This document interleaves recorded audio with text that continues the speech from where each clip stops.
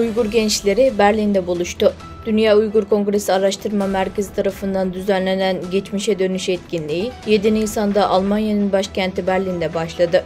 Bu etkinliğin temel amacı yurt dışındaki Uygur anadil okullarında okuyan 10-15 yaşlarındaki gençleri bir araya getirerek birbirlerini tanıma ve dostluklar kurma fırsatları yaratmak, Uygur kadim tarihinin nadide kalıntılarını ziyaret etmek ve başka yerlerden getirilen şimdi Berlin müzelerinde saklanan tarih ve kültür, Uygur tarihi ve kültürü hakkında gerçek bir ders vermekte.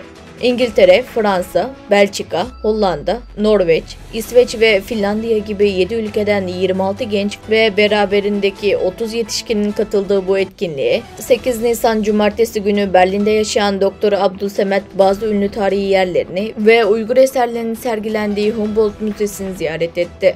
Dr. Abdülsemet çocuklara eski Uygur tarihi, kültürü ve bir evdeki duvar resimleri hakkında kapsamlı açıklamalarda bulundu. İsveç'ten Avrupa'nın Uygur Ensemble lideri, ünlü müzisyen Muhtar Canbaz, çocuklara Uygur türkülerini seslendirerek herkesi mutlu etti. 10 Nisan'a kadar devam edecek olan etkinlikte çocuklar da Holocaust Müzesi'ni ziyaret edecek ve Berlin duvarını boyayacaktır.